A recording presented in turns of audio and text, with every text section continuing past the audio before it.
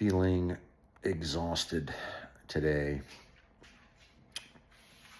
Went to another networking event in the city, which was great, and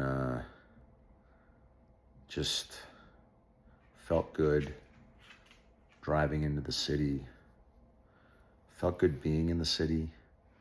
It was beautiful. The event was by the waterfront, and it was talking about redeveloping buildings in an area down there that it's surprising hasn't been redeveloped already.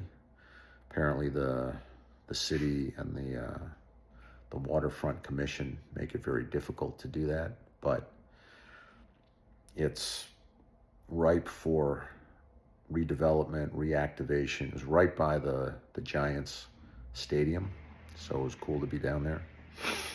And I was down there, I was like, I cannot wait to office down here. Like, I want to be in the city more. Just feels great. It's beautiful. There's activity. So it was very, very fun to be there, and just the act of driving in, which takes willpower, and going and networking and talking to people, just like that's work. That's putting in the time. So I was doing that. Came back, trained, definitely feeling worn down.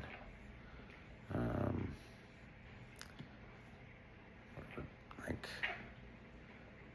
2 nights ago, I didn't spar just because I was tired. And then yesterday in training felt great, so it was good to get the rest.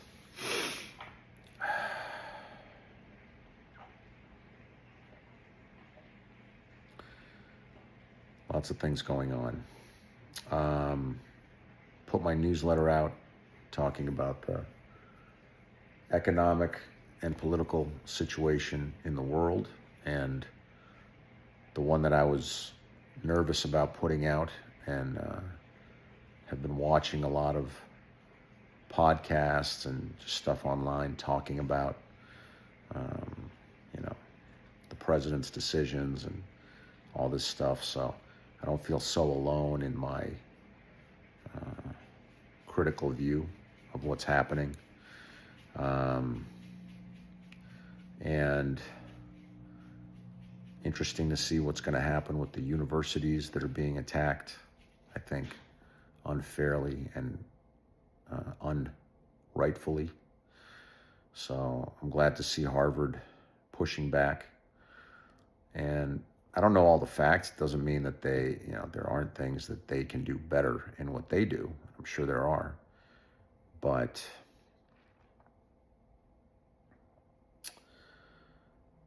yeah, just the way that the administration is attacking these universities, at least the version of it that I'm reading, and I read the Wall Street Journal, so I think that's pretty centrist. If anything, it should lean right, probably, at least economically, but it definitely seems like desperate and incorrect and ghoulish, really, just a bullying tactic. So I'm glad Harvard is pushing back.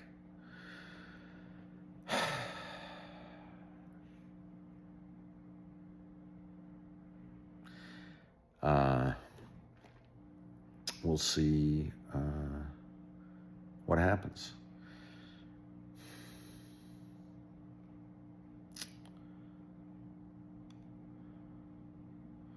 Yeah.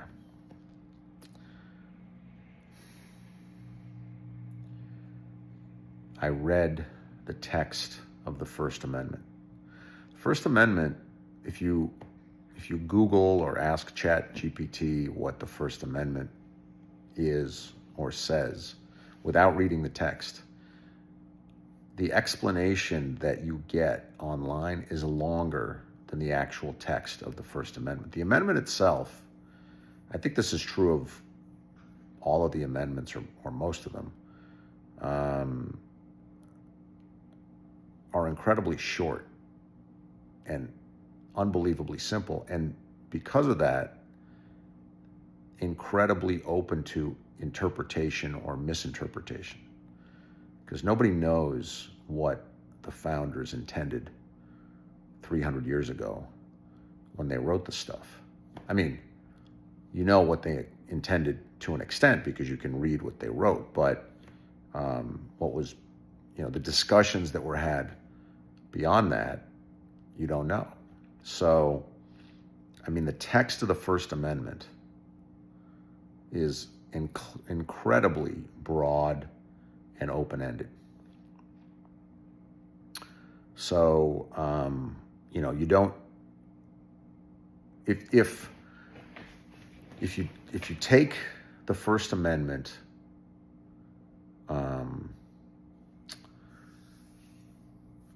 at its word, then you cannot be punished for saying anything. Even inciting people to violence is not unconstitutional under the First Amendment. So you can stand on a street corner and yell for, one group of people to do damage to another group of people. And that is not against the First Amendment. That is protected by the First Amendment. Now, can you do, and not that this was happening, but can you do that on a college campus? I guess a college campus is private property, so the ownership of that property would supersede, and the owners of that property can make whatever rules they want.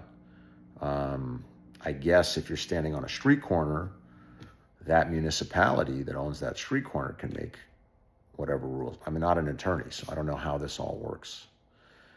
But if you just go by the First Amendment, you can say whatever you want in public, and it's covered by the First Amendment. That's how broad it is. And maybe the founders intended it that way. So I think it's very interesting and important to understand where that protection ends, if it ends, and where it ends.